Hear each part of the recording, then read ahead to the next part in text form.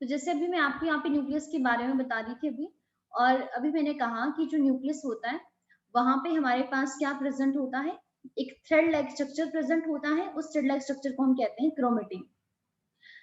जब हमारा सेल कैसा है आपका रेस्टिंग स्टेज में ही, कोई वो डिवाइड नहीं कर रहा है, तो जब वो डिवाइड नहीं करता है उस टाइम पे जो डीएनए हमारे पास जो डीएनए है और जो प्रोटीन है वो हमारे पास कैसी फॉर्म में होती है, लूज फॉर्म में होती है, जो आप यहाँ पे देख पा रहे हो। मतलब वो आपके कंडेंस नहीं होते हैं, लूजली अरेंज होते हैं पूरे के पूरे न्यूक्लियस में। लेकिन जब मान लेते हैं कि सेल को डिवाइड करना है, अब देखिए सेल डिवाइड कब कब करता है।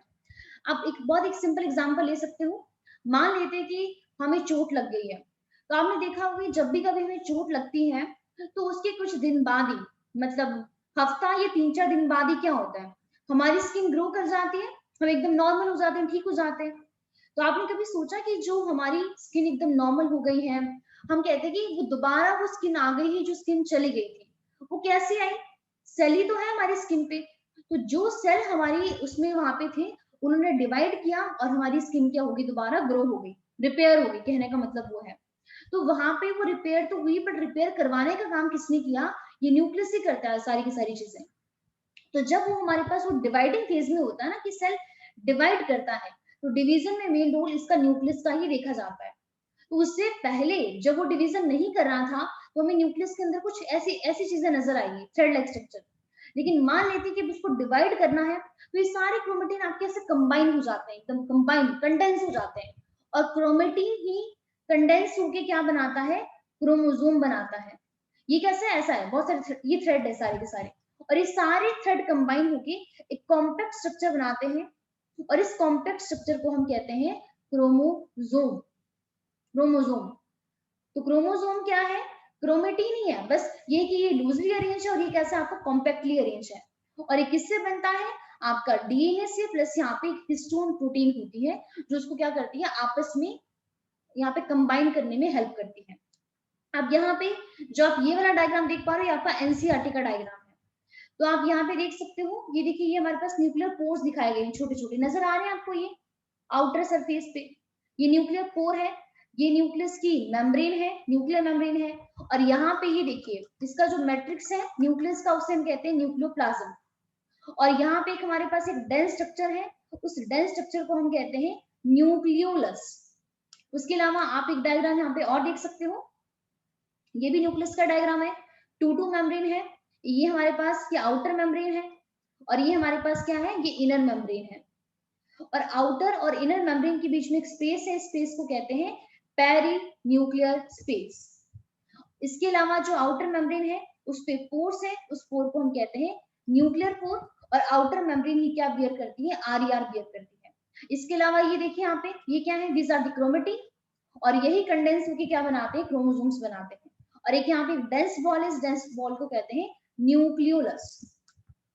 अब यहाँ पे हमें क्या और बात करनी है, न्यूक्लियोप्लाज्म भी हमने कर लिया कि इसका जो मैट्रिक्स है उसे हम कहते हैं न्यूक्लियोप्लाज्म। अब अभी हमने कहा कि वो जो हमारे क्रोमेटिन है, जब वो कंडेंस हो जाते हैं तो क्या बनाते हैं, क्रोमोसोम बनाते हैं, जो आप यहाँ पे देख रहे हो। इस तरीके का क्रोमोसोम का स्ट्रक्चर होता है। कैसा होता है, इस तरीके का। जैसे ये मैं आपको एक सिंगल क्रोमोसोम बना रही हूँ, ये वाला देखिए, इस तरीके से बनता है। कई बार क्रोमोसोम इस तरीके से भी होता है, और कई बार क्रोमोसोम ऐसे भी होता है। ये दोनों फॉर्म अलग अलग क्यों है, इसको तो हम बाद में समझेंगे। अभी जस्ट हमें समझना कि ये क्या क्रोमोसोम है। तो क्रोमोसोम क्या होता है, देखिए, ये देखिए, जो आप यहाँ पे एक ये राउंड स्ट्रक्चर देख पा रहे हो क्रोमोसोम के ऊपर, इस राउंड वाला जो आप यहाँ पे एक सेंटर देख पा रहे हो, इसे हम कहते हैं सेंट्रोमेयर। क्या कहते हैं, सेंट्रोमेयर कहते हैं। तो सेंट्रोमेयर किसका पार्ट होता है, क्रोमोसोम का पोर्शन है। क्रोमोसोम के अंदर एक हमारे पास क्या आती है, एक कॉन्स्ट्रक्शन आती है। कॉन्स्ट्रक्शन क्या होती है, ये देखिए, जैसे हमारे पास ये आम देखिए पहले सीधी थी, फिर यहाँ पे छोटा सा ये आपके अंदर की तरफ चला गया ना, तो इसको हम बोलते हैं कॉन्स्ट्रक्शन। और ये जो राउंड स्ट्रक्चर है, इसको हमने नाम दे दिया सेंट्रोमियर। अब हमें जो यहाँ पे ये जो क्रोमोसोम की कुछ ये नजर आ रही है, इसको हम कहते हैं क्रोमोसोम की आर्म्स है। और ये क्रोमोसोम की आर्म्स को कुछ हम नाम देते हैं, उसको हम कहते हैं क्रोमेटिड। तो प्लीज हम आप ना धीरे धीरे समझते जाना, हम क्या क्या बातें करेंगे। सबसे पहले हमने बात की क्रोमेटिन की, तो क्रोमेटिन क्या था, ऐसा धागा कंडेंस हो गया, उसने क्या बनाया, क्रोमोसोम बनाया। अभी क्रोमोसोम की कुछ आर्म्स हैं, ये देखिए, ये आर्म्स नजर आ रही है आपको। इन क्रोमोसोम की आर्म्स को हमने नाम दिया क्रोमेटिड, और बीच में यहाँ पे एक सेंटर में एक कॉन्स्ट्रिक्शन है, इस कॉन्स्ट्रिक्शन का नाम है सेंट्रोमेयर। अब हमारे पास ये जो यहाँ पे होती है, ये पूरी कॉन्स्ट्रिक्शन होती है, इस कॉन्स्ट्रिक्शन को हमने नाम दिया सेंट्रोमेयर। अब हमने क्या देखा कि हमारे पास ये जो सेंट्रोमेयर है, यहाँ पे डिस्क शेप का, जो आप यहाँ पे ये एक ग्रीन कलर का देख पा रहे हो, डिस्क शेप का प्रोटीन का बना हुआ एक स्ट्रक्चर प्रेजेंट होता है, और इसे हम कहते हैं काइनेटोकोर। तो एक सेंट्रोमेयर पे 2 काइनेटोकोर प्रेजेंट होते हैं, जो किसके बने होते हैं, प्रोटीन के बने होते हैं, प्रोटीनेशियस स्ट्रक्चर प्रेजेंट होते हैं। काम क्या है वो भी बाद में समझेंगे, ठीक है। इसके अलावा आप यहाँ पे भी देखिए, दोबारा देख सकते हो, अभी जो जो चीजें मैंने आपको बताई ये सब कुछ वही है। हमारे पास ये देखिए, एक बीच में सेंटर में क्या है, कॉन्स्ट्रिक्शन है, इसे कहते हैं सेंट्रोमेयर। तो सेंट्रोमेयर एक पॉइंट होता है जहां पर सिस्टर क्रोमेटिड क्या होते हैं, ज्वाइन होते हैं। अभी सिस्टर क्रोमेटिड क्या होते हैं, देखिए, अगर मान लेते हैं कि मेरे पास क्रोमोसोम ऐसा था, तो इसकी हमारे पास एक सिंगल आर्म है, इसको हम नाम देते हैं क्रोमेटिड का, ये भी क्रोमेटिड है। लेकिन मान लेते हैं कि जो ये क्रोमेटिड है, अगर ये अपना डुप्लीकेशन कर दे, डुप्लीकेशन क्यों होता है वो आप बाद में समझोगे, तो ये समझ लो कि किसी ना किसी रीजन की वजह से यहाँ पर डुप्लीकेशन हो गया। तो यहाँ तो 2 क्रोमेटिड बन चुके हैं, एक सिंगल सेंट्रोमेर के साथ 2 क्रोमेटिड ये है, 2 ये है। तो ये जो आपस में ये वाले क्रोमेटिड होते हैं ना, इनको हम कहते हैं सिस्टर क्रोमेटिड। ये भी सिस्टर क्रोमेटिड है, और ये भी क्या है, ये भी सिस्टर क्रोमेटिड है। तो ये सेंट्रोमेर क्या कर रहा है, सिस्टर क्रोमेटिड को ज्वाइन करके रख रहा है, 2 सिस्टर क्रोमेटिड को, इसको भी और इसको भी।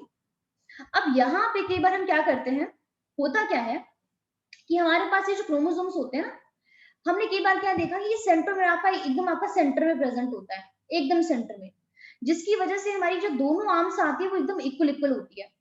बट कई बार हमने देखा कि सेंट्रोमेर की पोजीशन थोड़ी सी ऊपर होती है, एक आर्म थोड़ी छोटी रह जाती है, एक आर्म बहुत बड़ी रह जाती है, मतलब उनमें वेरिएशन आ जाती है, छोटे बड़े का केस आ जाता है। तो अगर मान लेते हैं हमारे पास कि एक आर्म बड़ी है और एक आर्म छोटी है, तो जो बड़ी आर्म होती है उसे हम कहते हैं क्यू आर्म, और जो छोटी आर्म होती है उसे हम कहते हैं शॉर्ट आर्म। शॉर्ट आर्म को बोलेंगे पी आर्म, लॉन्ग आर्म को कहेंगे क्यू आर्म। अब ये जो क्रोमोसोम का ये टिप होता है ना, ये जितने भी टिप है क्रोमोसोम के, इन टिप को हम कहते हैं टेलोमेयर, ठीक है। जितने भी टिप्स हैं क्रोमोसोम के, क्या कहते हैं, इनको हम कहते हैं टेलोमेयर। तो टेलोमेयर क्या होता है, टिप्स ऑफ क्रोमोसोम। तो प्लीज इसमें कंफ्यूज नहीं होना है। अभी हमने 3 चीजें पढ़ी हैं, एक हमने सबसे पहले हमने बात की थी क्रोमेटिन की, जो क्या था, लूज थ्रेड था।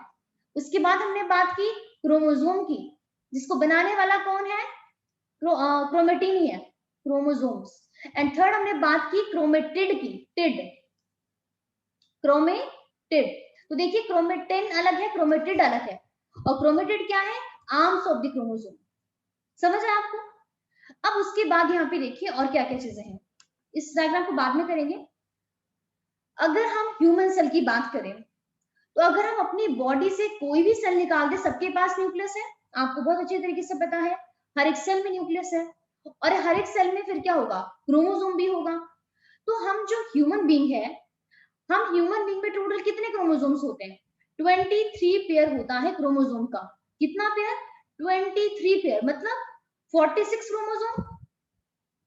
एक ह्यूमन बीइंग में 46 क्रोमोसोम्स ही होंगे ना, अगर 23 पेयर है। अब आपने सोचा कि हमारे जो क्रोमोसोम्स होते हैं वो हमेशा पेयर में ही क्यों होते हैं, आप सोचो, सिंगल भी तो हो ही सकते थे, सिंगल 23 हो जाते, या फिर सिंगल 46 हो जाते, मतलब ये पेयर में क्यों होते हैं। या फिर पहला क्वेश्चन ये बनता है, सिंगल में क्यों नहीं होते हैं, और सेकंड क्वेश्चन ये बनता है कि आपका ट्रिपलेट में क्यों नहीं होते हैं, ऐसे ट्रिपल में बन जाते हैं 1 2 3 करके, मतलब आपका ये इस तरह आपका ये डबल में क्यों होता है।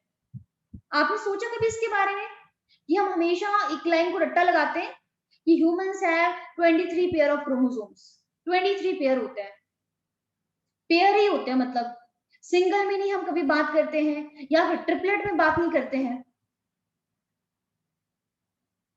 सोचा कभी आपने? आप बताओगे मुझे इसके बारे में थोड़ा सोच के बताइए। आप खुद थोड़ा सा सोचिए उसके बारे में, फिर आप मुझे बताइए कि क्रोमोसोम्स हमेशा पेयर में ही क्यों प्रेजेंट होते हैं। अगर हम अपनी बॉडी से कोई भी सेल निकालते हैं तो सब में पेयर में मिलेंगे क्रोमोसोम, एक्सेप्ट एग और स्पर्म, वहां भी ओनली हमें सिंगल 23 मिलेंगे, बाकी हर जगह हमें 23 का पेयर ही मिलेगा, जो आप यहाँ पे देख पा रहे हो ये वाला। जितने सारे पेयर में ना, ये 1 भी पेयर में, 2 भी पेयर में, 3 4 5 6 ये सारे पेयर में ही है।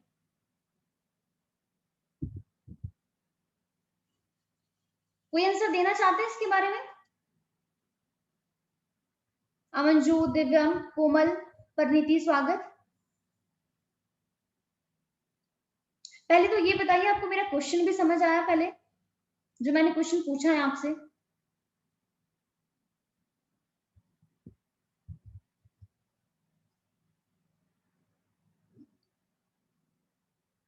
प्लीज आंसर दीजिए।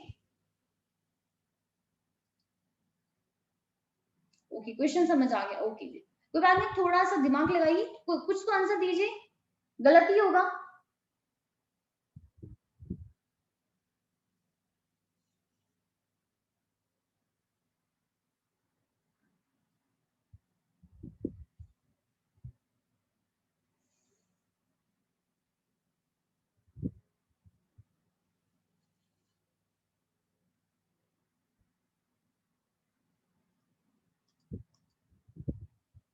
नो मैम, ओके, नहीं पता। ओके, चलो कोई बात नहीं, मैं आपको बताती हूँ।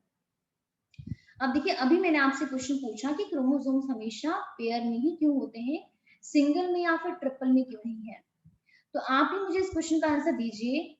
जो एक ह्यूमन बीइंग का जो एक बच्चा पैदा होता है, उसको बनाने के लिए कितने पेरेंट इन्वॉल्व होते हैं, बताइए। कितने पेरेंट से एक बच्चा बनता है? 2 से। वेरी गुड, सबने एकदम सही आंसर दिया। 2 पेरेंट्स। एक मदर होती है, मदर भी क्या मतलब एक फीमेल होती है, और एक मेल होता है। फीमेल और मेल की मेटिंग से ही एक चाइल्ड बनता है। चाइल्ड को हम साइंस की भाषा में बोल देते हैं ऑफस्प्रिंग। एक ऑफस्प्रिंग का फॉर्मेशन कौन करता है? फीमेल और मेल करती है। और हमेशा हम ये लाइन भी पढ़ते हैं कि फीमेल भी 50% कंट्रीब्यूट करती है और मेल भी 50% ही कंट्रीब्यूट करता है। अब यहाँ पे पता क्या होता है, जो हमारे पास ये 23 पेयर का ये सेट है ना, इसमें से ये जो 23 क्रोमोसोम्स होते हैं वो मदर से आते हैं, और 23 आते हैं फादर से। तो हो गया ना 23 का pair. 23 come from mother and 23 come from father. हो गया 23 पेयर। ना सिंगल में होंगे, ना हमारे पास ट्रिपलेट में होंगे। कैसे होंगे? डबलेट में होते हैं। तो हमें बनाने के लिए दो दो ऑर्गेनिज्म का इन्वॉल्वमेंट है, एंड दो दो जगह से क्रोमोसोम्स आते हैं। 23 फीमेल देती है और 23 ही मेल देता है। इसीलिए जो हम ऑर्गेनिजम्स हैं, हम अपने आप को एक नाम देते हैं, और हम क्या कहते हैं? We are diploid organism. डाया, अब इसको उसको तोड़ना देखो। डिप्लॉयड का मतलब, डिप्लॉयड में क्या है? डाया वर्ड है। डाया का मतलब होता है 2, एंड प्लॉयड, प्लॉयड का मतलब होता है क्रोमोसोम। मतलब हमारे पास क्रोमोसोम के 2 सेट हैं। 2 सेट का मतलब क्या है? ये देखिए, जैसे क्रोमोसोम नंबर 1 है, 2 सेट है ना, तो एक क्रोमोसोम ये है, एक क्रोमोसोम ये है। एक क्रोमोसोम मदर का है, एक क्रोमोसोम फादर का है। सेकंड में भी देखिए 2 सेट है, एक क्रोमोसोम मदर का, एक क्रोमोसोम फादर का। थर्ड देखिए, और देखिए इस तरीके से टोटल कितने हो गए? 23 हो गए। तो ये जितने भी 23 है ना, इसमें से एक मदर से आता है, एक फादर से आता है। अब जो क्रोमोसोम हमारे पास मदर से आता है ना, उस क्रोमोसोम को हम कहते हैं मैटरनल क्रोमोसोम। Maternal chromosome. लेकिन जो क्रोमोसोम फादर से आता है ना, उस क्रोमोसोम को हम कहते हैं पैटर्नल क्रोमोसोम। Paternal chromosome. आप कुछ टाइम बाद ना इस तरीके की वर्डिंग ही पढ़ोगे, आप कहीं पर भी मदर फादर वर्ड यूज नहीं करोगे, आप वर्ड यूज करोगे मैटरनल और पैटर्नल। कोई भी चीज फीमेल से आ रही है तो हम कहेंगे मैटरनल, कोई भी क्रोमोसोम मेल से आ रही है उससे हम कहेंगे पैटर्नल। तो आप यहाँ पे देख पा रहे हो, अब जो आप यहाँ पे ये ह्यूमन बीइंग का ये सारे ये क्रोमोसोम देख पा रहे हो ना, इसे हम कहते हैं कैरियोटाइप। कैरियोटाइप, कैरियो का मतलब होता है न्यूक्लियस। कैरियो मीन्स क्या है, न्यूक्लियस है, कि न्यूक्लियस का टाइप कैसा होता है किसी ह्यूमन बीइंग के अंदर, इस तरीके का 23 पेयर होते हैं क्रोमोसोम के। और हम कहते हैं कैसे क्रोमोसोम्स होते हैं, हम कहते हैं होमोलोगस क्रोमोसोम्स होते हैं। अब इसको भी समझो ये क्या होता है, होमोलोगस क्रोमोसोम्स क्या है। क्रोमोसोम तो आपको समझ में आ गया है। होमो, होमो का मतलब होता है सेम, एंड लोगस का मतलब होता है पोजीशन, सेम पोजीशन। अब इसका मीनिंग क्या है इसको समझते हैं। मान लेते हैं जो आप यहाँ पे ये वाला डायग्राम देख रहे हो, ये हमारे पास ये फर्स्ट पेयर है क्रोमोसोम का, ये वाला हमने इसको बाहर निकाल दिया और हम कह रहे हैं ये कैसा क्रोमोसोम है, होमोलोगस पेयर है, मतलब वन क्रोमोसोम ये कैसा होमोलोगस है। अब होमोलोगस का मीनिंग क्या होता है, मान लेते हैं यहाँ पे ये हमारे पे जो 2 क्रोमोसोम है, मैंने यहाँ पे कुछ पोजीशन असाइन कर दी, ये पोजीशन 1 है, ये भी पोजीशन 1 है, ये पोजीशन 2 है, ये पोजीशन 3 है, और ये भी सॉरी ये भी 2 है। और एग्जाम्पल मान लेते हैं कि हमारे पास ये वाला जो ये वाला क्रोमोसोम है ना लेफ्ट वाला, ये मैटरनल है, मतलब मदर से आया हुआ है, और जो ये वाला है ये पैटर्नल है, किसी के पास आया हुआ है। अब आपने बहुत अच्छे तरीके से नोटिस किया होगा, कई बार जो हमारे करेक्टर होते हैं वो हमारी मदर से मिलते हैं, और कई बार हमने देखा होगा कि हमारे बहुत सारे करेक्टर हमारे फादर से मिलते हैं। अब ये जो यहाँ पे लोकेशन है ना, जो भी मैंने यहाँ पे जस्ट असाइन की है, कि मान लेते हैं पोजीशन 1 है और ये पोजीशन 2 है, मदर वाली और ये पोजीशन 1, एक मदर की एक फादर की है और 2 वाली भी। एक सिंपल एक यहाँ पे एग्जांपल लेते हैं, जैसे आई कलर का एग्जांपल लेते हैं, आई कलर। अब नॉर्मल आपने ज्यादा नहीं देखी होगी, ब्लू कलर की आई, ब्लैक कलर की आई एंड ब्राउन कलर की आई सबने देखी होगी, हो सकता है ग्रे भी देखी हो। ये 4 आई कलर के, तो ये तो काफी ज्यादा मतलब कॉमन ही है। किसी किसी की मोस्टली तो ब्लैक एंड ब्राउन होती है, लेकिन किसी किसी की ग्रे एंड ब्लू भी होती है। अब देखिए यहाँ पे करेक्टर क्या है, आई कलर है, लेकिन ये जो आई कलर का जो करेक्टर होता है, जैसे अभी अभी मैंने कहा कि बहुत लोग बोलते होंगे आपकी आईज का कलर आपकी मम्मी से मिलता है, पापा से मिलता है, कोई बोलता होगा आपकी जो हेयर है वो कलर आपकी कलर हो गया, या कर्ली है, स्ट्रेट है, आपकी नोज उनसे मिलती है, ऐसा मिलता है, मतलब बहुत सारे करेक्टर्स वो बोलते होंगे कि आपकी मदर या आपके फादर से मिलता है। तो ये आई कलर क्या है, करेक्टर है, लेकिन इसकी इंफॉर्मेशन कहाँ स्टोर होती है, इंफॉर्मेशन स्टोर होती है क्रोमोसोम के ऊपर। अब जैसे हमने कहा, और क्रोमोसोम के ऊपर ही क्या होती है, स्टोर होती है। तो जो पोर्शन मान लेते हैं कि जो मैंने यहाँ पे 1 दिया, क्रोमोसोम में यहाँ पे ना बहुत सारी ना पोजीशन होती है जो हमारे किसी ना किसी करेक्टर को कंट्रोल करती है, उसे हम कहते हैं जीन्स। आपने थोड़ा बहुत उनके बारे में सुना ही होगा, ठीक है, ज्यादा नहीं तो हल्का हल्का तो सुना होगा। अब होता क्या कि मान लेते हैं ये हमारे पास जो फर्स्ट क्रोमोसोम है और इसकी जो एक फर्स्ट नंबर वाली पोजीशन है, ये कंट्रोल करती है कि हमारा आई का कलर कैसा होगा, आई कलर कैसा होगा। तो अब देखिए जो मदर ने मुझे क्रोमोसोम दिया, उसकी जो फर्स्ट नंबर वाली पोजीशन है वो भी मेरे आई कलर के बारे में बता रही है, और जो क्रोमोसोम मुझे मेरे फादर ने दिया था उसका फर्स्ट पोजीशन भी मुझे आई कलर के बारे में ही बता रहा है। तो करेक्टर सेम हो गया ना, यहाँ पे जो मदर से आया वो भी आई कलर, और जो मदर फादर से आया वो भी आई कलर। अब मान लेते हैं सेकंड था हेयर कलर का, तो जो मदर ने दिया वो भी हेयर कलर के बारे में बता रहा है, सेकंड नंबर पोजीशन, और यहाँ पे जो फादर से आया है उसकी भी जो सेकंड नंबर पोजीशन है वो मुझे हेयर कलर के बारे में बता रही है। तो यहाँ पे जो पोजीशन है, जो मदर से आया हुआ क्रोमोसोम है और जो फादर से आया हुआ क्रोमोसोम है, उनकी पोजीशन, उनकी जो लोकेशन है वो सेम है, लेकिन अब very very important, expression different हो सकता है। एक्सप्रेशन का मीनिंग क्या है कि जो मदर ने मुझे यहाँ पे आई कलर की जो ये आई कलर वाला जो करेक्टर दिया था ना, हो सकता है कि उन्होंने मुझे यहाँ पे ब्लैक वाला दिया हो और जो फादर ने दिया था वो यहाँ पे ब्राउन हो सकता है। एक्सप्रेशन डिफरेंट हो सकता है, इन करेक्टर हमेशा सेम होगा। इसीलिए हम इन 23 जो पेयर होता है क्रोमोसोम का, इसे हम कहते हैं होमोलोगस पेयर, क्योंकि ये सारे पेयर की जो करेक्टर की जो पोजीशन है वो सब में क्या होती है, सेम होती है। एक्सप्रेशन जरूर डिफरेंट हो सकता है। ठीक है, आई होप आपको थोड़ा सा समझ में आ गया होगा। आपका जो नेक्स्ट चैप्टर होगा ना cell set and cell division वाला, उसमें हम दोबारा इसको डिस्कस करेंगे बाद में। अब यहाँ पे देखिए, यहाँ पे सारी चीजें वही है जो भी मैंने आपको बताई कि हमारे पास देखिए, हमारे पास कितने क्रोमोसोम है, 1 क्रोमोसोम है।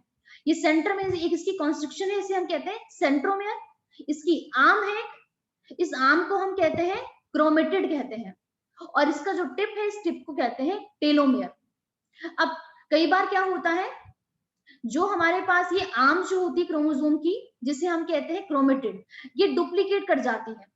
डुप्लीकेट क्यों करती है वो भी हम अगले वाले चैप्टर में समझेंगे। बस आप ये समझ लो कि डुप्लीकेट कर जाती है। जब डुप्लीकेट कर जाती है तो इसे हम कहते हैं सिस्टर क्रोमेटिड।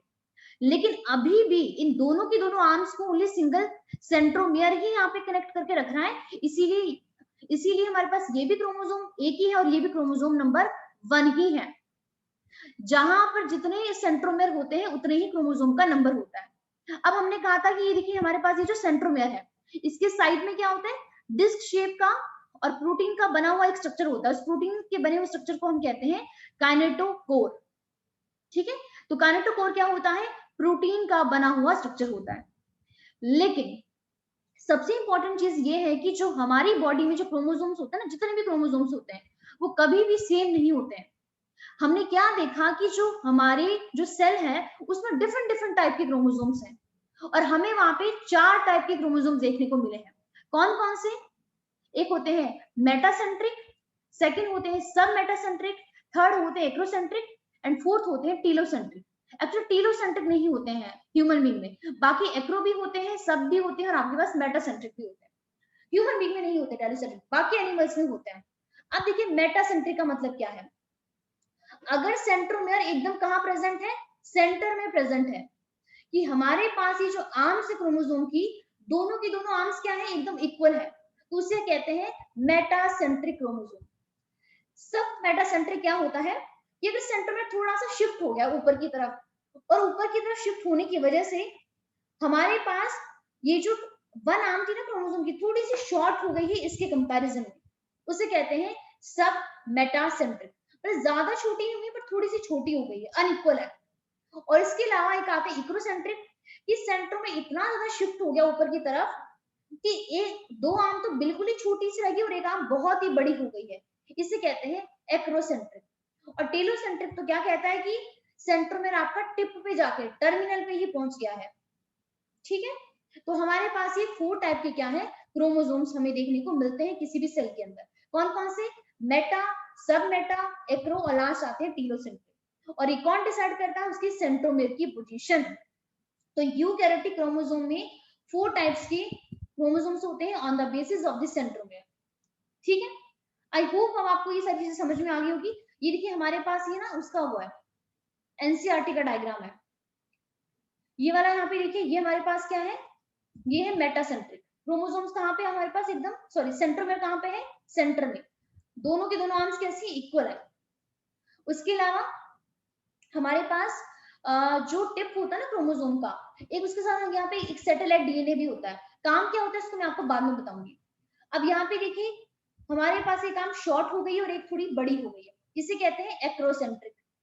और एक बिल्कुल ही छोटी होगी, बिल्कुल ही बड़ी हो गई। सॉरी, ये था मेटासेंट्रिक, ये था सब मेटासेंट्रिक, ये था हमारे पास, ये था टीलोसेंट्रिक।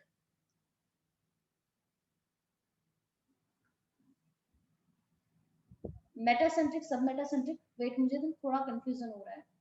हाँ हाँ, टेलोसेंट्रिक, ये ठीक है, ये टेलोसेंट्रिक है। और ये आता है एक्रोसेंट्रिक, कि जहां पे है ही नहीं, बिल्कुल ही स्मॉल ही हो गया काम। So type of chromosome based on the position of the centromere. समझ आया आपको?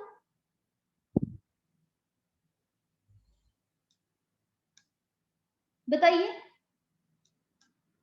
अगर सबको ये चीजें समझ में आ गई है तो एक बार हम इसकी थ्योरी कर लें फिर।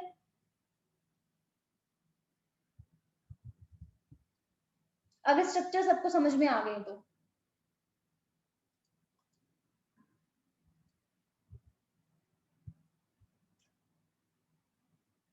तो हमने क्या कहा था, न्यूक्लियस क्या है, एक सेल ऑर्गेनेली है। सबसे पहले किसने डिस्क्राइब किया था, रॉबर्ट ब्राउन ने 1831 में। Later the material of nucleus, लेकिन जो न्यूक्लियस का जो मटेरियल था उसको बाद में स्टेन किया गया एक बेसिक डाई से, और वो किसने किया था, हमारे पास उनका नाम था फ्लेमिंग। तो फ्लेमिंग ने उनको डिस्कवर किया था और उन्होंने उसको नाम दिया क्रोमेटिन। मतलब उनको जब उन्होंने बेसिक डाई से उसको स्टेन किया तो न्यूक्लियस के अंदर जो उनको मटेरियल नजर आया, ये थ्रेड लाइक, इसको क्या नाम दिया, chromatin. So later the material of nucleus, nucleus का जो मटेरियल है उसको स्टेन किया बेसिक डाई से, उसको नाम दिया गया क्रोमेटिन। और क्रोमेटिन नाम किसने दिया, फ्लेमिंग ने नाम दिया। अब यहाँ पे देखिए क्या होता है, जो ये लाइन है ना, इसको मैं अभी आपको बता देती हूँ। हो सकता है भी आपको ये लाइन समझ में ना आए, लेकिन अभी हम जब इसके बाद आपका नेक्स्ट चैप्टर करेंगे ना, उसमें आपको ये लाइन समझ में आ जाएगी। जैसे अभी भी मैंने आपको कहा कि जब हमारा सेल कोई भी डिवीजन नहीं करता, एकदम आपका रेस्टिंग स्टेज में होता है, तो हमें वहां पे क्या नजर आते हैं, क्रोमेटिन नजर आते हैं, थ्रेड लाइक स्ट्रक्चर। लेकिन जब सेल ने डिवाइड करना होता है तो उस टाइम पे वो क्या होते हैं, कंडेंस हो जाते हैं और यहाँ पे क्रोमोसोम बनाते हैं। अब देखिए, एक फेज है जिसमें सेल हमारा डिवाइड नहीं कर रहा है, डिवाइडिंग नहीं हो रही है, मतलब हम उसको क्या कहेंगे, non dividing phase, non dividing phase. लेकिन एक फेज है जिसमें सेल हमारा क्या कर रहा है, प्रॉपर डिवीजन कर रहा है। तो सेल कभी नॉन डिवाइडिंग फेज में जा रहा है, कभी डिवीजन फेज में जा रहा है, तो इसकी बहुत सारे ना फेजेस होते हैं। तो सेल जब हमारे पास नॉन डिवाइडिंग फेज में होता है ना, नॉन डिवाइडिंग फेज का भी एक फेज आता है, उसको हम कहते हैं इंटरफेज। मतलब इंटरफेज को ही कहते हैं non dividing phase of the cell. तो उसमें हमें ये क्रोमेटिन नजर आते हैं। लेकिन जब सेल डिवाइड करता है तो उसमें हमें कौन नजर आते हैं, क्रोमोसोम नजर आते हैं। तो यहाँ पे देखिए वही लिखा गया है, इंटरफेज न्यूक्लियस। इंटरफेज न्यूक्लियस का मतलब क्या है, nucleus of a cell when it is not dividing, जब न्यूक्लियस डिवाइड नहीं कर रहा है। और नॉन डिवाइडिंग फेज को हम क्या कहते हैं, इंटरफेज कहते हैं। हैज हाईली एक्सटेंडेड, देखिए पूरा बिखरा बिखरा होता है, लूजली अरेंज होता है, इलेबरेट होता है, न्यूक्लियो प्रोटीन फाइबर्स हमें नजर आते हैं जिसे हम कहते हैं क्रोमेटिन, न्यूक्लियर मैट्रिक्स भी नजर आता है, एंड वन और मोर स्फेरिकल बॉडीज भी नजर आती है जिसे हम कहते हैं न्यूक्लियोलाई, और एक सिंगुलर को कहते हैं न्यूक्लियोलस। अब इलेक्ट्रॉन माइक्रोस्कोपी स्टडी हमें क्या बताती है, इलेक्ट्रॉन माइक्रोस्कोपी स्टडी हमें ये रिवील करती है कि वहां पे क्या होती है, एक न्यूक्लियर एनवल्प होती है। न्यूक्लियर एनवल्प किससे बनी होती है, टू मेम्ब्रेन है। तो क्या होता है, which consist of two parallel membrane, एक आउटर मेम्ब्रेन होती है, एक हमारे पास इनर मेम्ब्रेन होती है, और बीच में एक स्पेस होता है, और स्पेस का डायमीटर कितना होता है, 10 to 50 नैनोमीटर। उस स्पेस को कहते हैं पेरी न्यूक्लियर स्पेस, जो एक बैरियर फॉर्म करती है किस किस के बीच में, जो मटेरियल न्यूक्लियस के अंदर है और जो मटेरियल सेल के बाहर है। तो ये पेरीन्यूक्लियर स्पेस क्या फॉर्म करता है, barrier between the material present inside the nucleus and that of the cytoplasm. अगर समझ नहीं आया तो आप यहाँ पे देख सकते हो, अभी हमने क्या कहा था, ये हमारे पास होता है पेरीन्यूक्लियर स्पेस। तो ये क्या काम करिए, बैरियर मेंटेन करके रख रही है कि जो मटेरियल न्यूक्लियस के अंदर है और जो मटेरियल बाहर है, साइटोसोल में है, इनके बीच में ये यहाँ पे क्या कर रही है, बैरियर का काम कर रही है। कौन, पेरीन्यूक्लियर स्पेस मेम्ब्रेन। तो यहाँ पर वही लिखा था, perinuclear space form a barrier between the material present inside the nucleus and that of the cytoplasm. अब यहाँ पे देखिए, जो हमारे पास ये आउटर मेम्ब्रेन है, रिमेन कॉन्टिन्यूस रहती है किसके साथ, ER के साथ, एंड वहां पे हमें राइबोसोम्स भी मिलते हैं उसके सरफेस के ऊपर। अब बीच बीच में हमने क्या कहा था, वहां पे क्या होते हैं, छोटे छोटे पोर्स होते हैं जिन्हें हम न्यूक्लियर पोर्स कहते हैं। तो यहाँ पे वही चीज मेंशन की गई है, at a number of place nuclear envelope is interrupted by minute pores which are formed by the fusion of its two membrane। तो जब वहां पे इसकी टू मेम्ब्रेन फ्यूज करती है, आउटर और इनर, तो वहां पे क्या बन जाते हैं, छोटे छोटे पोर्स बन जाते हैं जिन्हें हम कहते हैं न्यूक्लियर पोर्स। अब इन पोर्स का काम क्या होता है, अगर हमें न्यूक्लियस से कोई भी चीजें बाहर भेजनी है या बाहर से कोई भी चीज अंदर लेकर आनी है, तो ट्रांसपोर्टेशन का काम करता है कौन? Nuclear pore. So these nuclear pores are the passages through which movement of RNA and protein molecules take place in both direction between the nucleus and the cytoplasm. अब होता क्या है कि जो न्यूक्लियस है ना, न्यूक्लियस के अंदर ही आरएनए बनता है, लेकिन होता क्या है कि प्रोटीन कहाँ पे बनती है? साइटोप्लाज्म में बनती है. तो अगर हमें यहाँ पे प्रोटीन बनानी है तो इस आरएनए को साइटोप्लाज्म के बाहर आना पड़ेगा. तो बाहर कैसे आता है? इन न्यूक्लियर पोर्स के थ्रू ही आता है. So normally there is only one nucleus per cell, but variation भी हमें देखने को मिलती है कि बहुत सारे सेल ऐसे होते हैं, किसी किसी में हमें 2 न्यूक्लियस देखने को मिलते हैं. लेकिन एक लाइन काफी इंपॉर्टेंट है जो मैंने इसको हाईलाइट किया हुआ है. हमारी बॉडी में जो आरबीसी होते हैं ना, रेड ब्लड सेल, जिसे हम एरिथ्रोसाइट्स भी कहते हैं, आपको पता है वहां पे कोई न्यूक्लियस नहीं होता है. एरिथ्रोसाइट्स में कोई न्यूक्लियस नहीं होता. इसके अलावा अगर हम वेस्कुलर प्लांट की बात करते हैं, मतलब जाइलम फ्लोएम की बात करते हैं, सबने पढ़ा होगा. जाइलम फ्लोएम में फ्लोएम का एक कंपोनेंट होता है जिसको हम बोलते हैं सीव ट्यूब. तो सीव ट्यूब में भी न्यूक्लियस नहीं होता है. प्लीज ध्यान रखना इसके बारे में. So some mature cell even lack the nucleus. For example, erythrocytes of many mammals and sieve tube cells of the vascular plant. Vascular plant कौन से प्लांट होते हैं? ऐसे प्लांट जो वेस्कुलर टिश्यू कंटेन करते हैं, मतलब जाइलम फ्लोएम कंटेन करते हैं. तो फ्लोएम का जो सीव ट्यूब होता है वहां पर भी न्यूक्लियस नहीं होता है. Nucleus is totally absent. और कई कई सेल ऐसे भी होते हैं जहां पे एक ही सेल के अंदर दो दो न्यूक्लियस हमें देखने को मिलते हैं. ठीक है. इसके अलावा यहाँ पे देखिए, न्यूक्लियस का जो मैट्रिक्स है उसे कहते हैं न्यूक्लियोप्लाज्म. और इस न्यूक्लियोप्लाज्म में क्या क्या चीजें प्रेजेंट थी? न्यूक्लियोलस था, क्रोमेटिन था. न्यूक्लियोलाई क्या होती है? स्फेरिकल स्ट्रक्चर जो न्यूक्लियोप्लाज्म में प्रेजेंट होती है. अब हमारे पास ये जो न्यूक्लियोलस का जो कंटेंट है वो किसके साथ रहता है? न्यूक्लियोप्लाज्म के साथ रहता है. और इसको कोई भी मेम्ब्रेन बाउंड नहीं करती है. Very very important. It is not a membrane bound structure. कौन? न्यूक्लियोलस. कोई मेम्ब्रेन बाउंड नहीं कर रही है. बट ये एक्टिव साइट होती किसके लिए? राइबोसोमल आरएनए सिंथेसिस के लिए. तो देखिए अभी भी मैंने आपको बताया था कि जो आरआरएनए होता है ना, आरआरएनए की फॉर्मेशन कौन करता है? न्यूक्लियोलस का रोल वहां पे देखा गया है. So it is the site for active ribosomal RNA synthesis. Larger and more numerous nucleoli are present in cell actively carrying out the protein synthesis. पर ऐसे सेल जहां पे प्रोटीन सिंथेसिस होनी होती है वहां पे न्यूक्लियोलस का अमाउंट काफी अच्छा खासा देखने को हमें मिलता है. अब ये जो इंटरफेस का न्यूक्लियस है जो आपका डिवाइड नहीं करता है, वहां पे हमें क्या नजर आता है? क्रोमेटिन, जो क्या होता है? लूज होता है. और इनडिस्टिंक्ट नेटवर्क होता है न्यूक्लियोप्रोटीन फाइबर का, जिसे कहते हैं क्रोमेटिन. लेकिन जब हमारा सेल कौन सी वाली स्टेज में आता है? सेल डिवीजन में. During the different stages of the cell division, तो सेल अब हमें क्या नजर आता है? उसके अंदर क्रोमोसोम्स नजर आते हैं इन प्लेस ऑफ न्यूक्लियस. समझ आ रहा है आपको? जब सेल डिवाइड नहीं करेगा तो हमें क्रोमेटिन नजर आएगा, लेकिन जब सेल ने डिवाइड करना शुरू कर दिया है तो हमें वहां पे क्रोमोसोम्स नजर आएंगे, क्रोमेटिन नजर नहीं आएगा. ना ही हमें न्यूक्लियस, हमें न्यूक्लियर मेम्ब्रेन कुछ भी नजर नहीं आता है. हमें खाली हमें क्रोमोसोम ही सेल के अंदर देखने को मिलता है. ठीक है. इसके बाद क्या है कि क्रोमेटिन क्या क्या चीजें कंटेन करता है? जैसे अभी मैंने आपको बताया, तो डीएनए होता है. इसके अलावा कुछ वहां पे कुछ बेसिक प्रोटीन्स होती हैं, और प्रोटीन का नाम है हिस्टोन प्रोटीन. कुछ हमारे पास नॉन हिस्टोन प्रोटीन भी होती है और के बाद कुछ आरएनए भी होता है. अब एक सिंगल ह्यूमन सेल, हमारा जो ह्यूमन सेल है वहां पे अगर हम बात करें ना डीएनए की, डीएनए की कितनी लेंथ होती है? तो डीएनए की लेंथ होती है 2.2 मीटर लॉन्ग. जो तो ह्यूमन जो हमारे पास ह्यूमन का एक सिंगल सेल है वहां पे डीएनए की लेंथ कितनी है? 2 मीटर लॉन्ग थ्रेड होता है, जो डिस्ट्रीब्यूट होता है among it's 46 pair of chromosome, sorry 23 pair and 46 chromosome. अभी हमने वही बात की कि हमारे पास 23 पेयर होते हैं, 46 होता है. और उसमें क्या होता है? डीएनए तो होता है. तो डीएनए में वहां पे टोटल कितने मीटर का डीएनए है? 2.2 मीटर का डीएनए है. सो एवरी क्रोमोसोम, जितने भी क्रोमोसोम है वहां पे एक क्या होती है? प्राइमरी कॉन्स्ट्रक्शन होती है. इसी कॉन्स्ट्रक्शन को बोलते हैं centromere. On the side of which, और उसके साइड में, सेंट्रोमियर की साइड पे क्या प्रेजेंट होता है? डिस्क शेप का स्ट्रक्चर, जिसे हम कहते हैं काइनेटोकोर. ठीक है.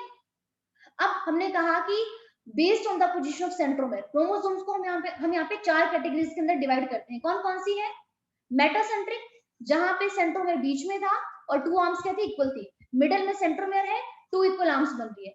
सब मेटासेंट्रिक में क्या है? सेंट्रोमियर थोड़ा सा ऊपर चला गया, एक आर्म थोड़ी छोटी और एक आर्म थोड़ी सी बड़ी हो गई है.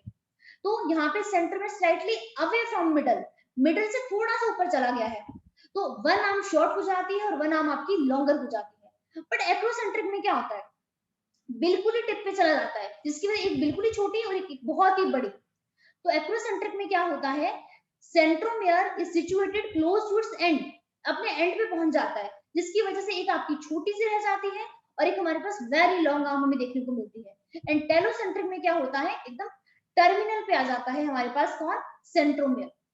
So sometimes a few chromosome, बहुत कई क्रोमोसोम्स ऐसे होते हैं जहाँ पे एक नॉन स्टेनिंग, जैसे हमें देखो एक कॉन्स्ट्रिक्शन तो यहाँ पे देखने को मिलती है जिसे हम सेंट्रोमेयर कहते हैं।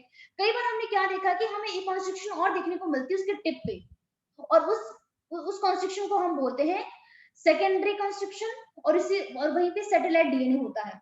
इसकी इंपॉर्टेंस क्या है मैं आपको बाद में बताऊंगी। So this gives the appearance of a small fragment, इसी को हम कहते हैं सैटेलाइट। मतलब प्राइमरी कॉन्स्ट्रिक्शन को बोलते हैं सेंट्रोमेयर, जो सेंटर में होता है, एंड सेकेंडरी कॉन्स्ट्रिक्शन को कहते हैं सैटेलाइट, जो आपका स्टेन करने पे स्टेन नहीं होता है। मतलब अगर आप यहाँ पे डाई का यूज करोगे वो वहां पे कलर नहीं देगा, तो उसको हम बोलते हैं नॉन स्टेनिंग कॉन्स्ट्रिक्शन। ठीक है, तो ये था हमारे पास यहाँ पे क्रोमोसोम के बारे में और आपका न्यूक्लियस के बारे में। आज हमें इतना ही पोर्शन करना था, कल आपका हो सकता है कि यहाँ पे कंप्लीट हो जाए। अब हमारा साइटोस्केलेटन ही रहता है, न्यूक्लियस कंप्लीट हो गया है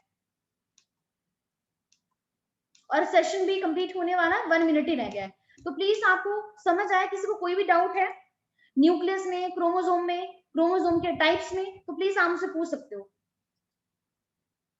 अगर थोड़ा सा आपको फास्ट लग रहा है तो प्लीज आप अपने डाउट कर लेकर आ जाना। किसी का कोई भी डाउट है, और प्लीज रिकॉर्डिंग दोबारा देख लेना एक बार।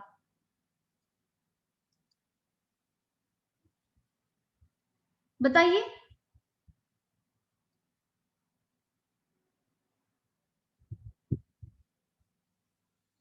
सबको समझ में आ गया?